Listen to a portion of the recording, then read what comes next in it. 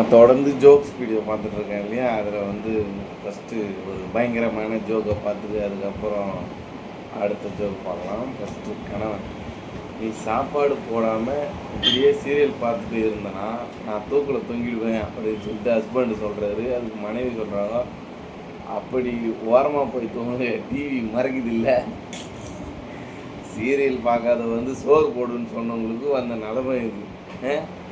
பார்த்துக்குங்க, இப்படி தான் இருக்குது நிறைய பேருடைய வாழ்க்கை. அடுத்து ஜோக் பார்க்கலாம். மாமியார், மாப்பிள்ளை கல்யாணத்துக்கு அப்புறமா முதல் முறையாக இன்றைக்கி தான் சமைக்க ஆரம்பிச்சிருக்கீங்க, சரி அதுக்காக சாம்பாரில் இப்படியா உப்பு அள்ளி கொட்டுறது அப்படின்னு சொல்லிட்டு மாமியார் கேட்குறாங்க. அதுக்கு மருமகன் சொல்கிறாரு, அத்தை சமைச்சு முடிச்சுட்டு உங்கள் பொண்ணுக்கிட்ட தான் உப்பு இருக்கான்னு பார்க்க சொன்னேன், அவள் தான் பார்த்துட்டு சுத்தமாக இல்லைன்னு சொன்னான், அதான் மறுபடியும் போட்டேன். மாமியார், ஏண்டி கல்யாணம் ஆகி 10 வருஷம் ஆகிடுச்சு, இன்னமும் உப்பு கூட பார்க்க தெரியல அப்படின்னு சொல்லிட்டு மாமியார் கேட்குறாங்க. அதுக்கு மகள் சொல்கிறாங்க, அவர் சொன்ன உடனேயே போய் பார்த்தோம்மா முருங்கைக்காய், வெண்டைக்காய், கத்திரிக்காய், தக்காளி போதாததுக்கு கடுகு கருவேப்பிலை வரைக்கும் பார்க்க முடிஞ்சுது, கடைசி வரைக்கும் உப்பு தெரியவே இல்லைம்மா, அதான் சொன்னேன்.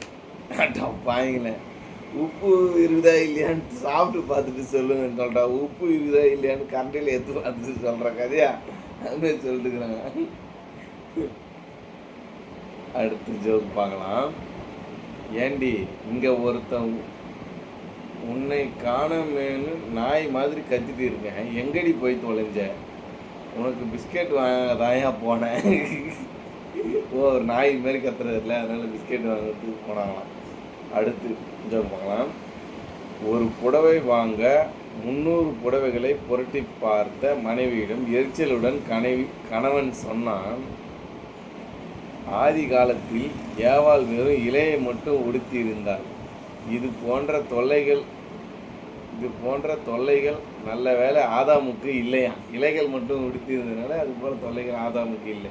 இதற்கு மனைவி சொன்ன பதில், அதுக்கு அவன் எத்தனை மரம் ஏறி இறங்கணும். கரெக்டு, இப்போவே நிலவுனா அப்பயே அதே நிலமை தானே இருந்திருக்கோம். அடுத்து ஜோக் பார்க்கலாம். ஒரே ஒரு எழுத்து பிழையினால் ஒரே நாளில் 10 லட்சம் புத்தகம் விற்பனையாகியதாம். ஒரே ஒரு எழுத்து பிழையினால் how to change your life என்பதற்கு பதிலாக how to change your wife என்று அச்சடிச்ச. லைஃபு எல்லு போகிறதுக்கு ஒரு டபிள்யூ போட்டனால 10 லட்சம் புக்கு ஒரே நாளில் சேல்ஸ் ஆகிடுச்சாம்மா. என்னப்பா இது கதையாக இருக்குது, அதிரடியான ஜோக் ஆகுது. பதிலாக அடுத்த ஜோக் போகலாம். உங்களை போல தான் இருக்கான் கணவன், அவ்வளவு புத்திசாலியா? மனைவி, இல்லை, நிலாவை காட்டினா சோறு தின்க மாட்டேங்கிறான், எதிர் வீட்டு நீலாவை காட்டினா தான் இழிச்சிட்டு தின்றான். உள்ள அப்பா மாரி தானே இருக்கான். அடுத்த ஜோக் பார்க்கலாம். எதிர் வீட்டு மாமி கிட்ட 1 மணி நேரம் பேசியதில் வயிற்று எரிச்சல் தான் மிச்சம், ஏன்? நெக்லஸ் புதுசான்னு கடைசி வரை கேட்கவே மாட்டேன்ட்டா பாவி. இது லேடிஸுக்கு மட்டும் இருக்கிற பிரச்சனை, இதில் வந்து நம்ம தலையிட தேவையில்லை.